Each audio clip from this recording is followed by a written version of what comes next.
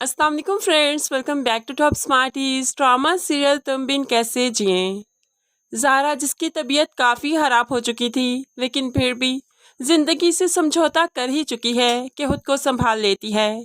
ऐसे में साद की माँ भी ज़ारा से मिलने आई तो ज़ारा के गले लगकर बहुत रोती है, क्योंकि वो भी ज़ारा की खैर हुआ है। ज़ारा को साद की तरह वो भी बहुत पसंद करती है। ज़ारा की माँ अपनी बेटी को यूं बेबस देखकर जीते जी मरती है कि आज मंसूर साहिब से कह ही दिया। कुदरत जब दुख देती है तो सब्र आ ही जाता है, लेकिन जो दुख इंसान देते हैं, अपने बहन भाइयों की तरफ से मिलते हैं, उन पर चाहकर भी सब्र नहीं आता। ज़ारा के साथ मेरे भाई के घर में कितना बुरा हुआ, उन लोगों ने कितने इल्ज़ाम लगाए, मैं तो चाहकर भी भूल नहीं पा रही। पता नहीं मेरी बच्ची ये सब कुछ कैसे भूलेगी।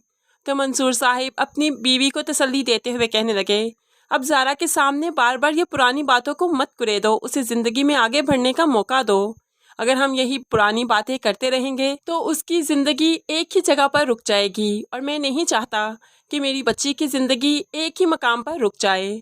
अब जाकर माँ को भी समझ आ गई कि ज़ारा को ज़िंदगी की तरफ लौट आना चाहिए। ज़ारा भी अपने आप को संभाल लेती है अपनों की खातिर, इसलिए आज वो कमरे से बाहर भी निकली, लेकिन बाहर निकली तो दुनिया वाले हैं ना, उसके जख्मों को कुरेदने के लिए।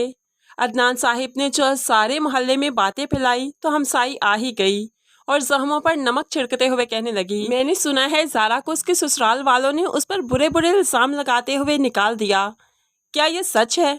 तो ऐसे में सरवत बेगम तो चुप कर गई, लेकिन ज़ारा जो कि हिम्मत करके आज बाहर निकली ही थी, फिर से रोते रोते कमरे में चली गई और वहाँ पर जाकर अपने नसीब पर बहुत रोती है कि जो मैंने किया नहीं, मुझे उसी की सज़ा क्यों मिल रही है। माहीन, जो कि उस औरत को चाय पेश कर रही थी, उसके बाद अपनी बहन के पास आती है और कहने लगी, लोगों की आदत है बातें करना, लोगों की ज़बानें बंद नहीं होती। ऐसे में तुम भी इस तरह से दुबक कर बैठ जाओगी, डर कर खौफ के मारे बैठ जाओगी, तो कैसे ज़िंदगी चलेगी। इन लोगों को आगे से जवाब देना पड़ता है, अपनी सच्चाई बतानी पड़ती है। ज़ारा इस तरह से ज़िंदगी नहीं गुजरती। अब बहन ने समझाया तो ज़ारा थोड़ा बहुत समझ ही गई। खौफ सो के ज़ारा अब लोगों की बातों को फेस करने लगेगी और उनको फिर जवाब भी देगी, क्योंकि माहीन लाख बुरी बातें करती है, सब कुछ गलत कहती है, लेकिन इस बार उसने ज़ारा को जब समझाया तो बिल्कुल ठीक समझाया।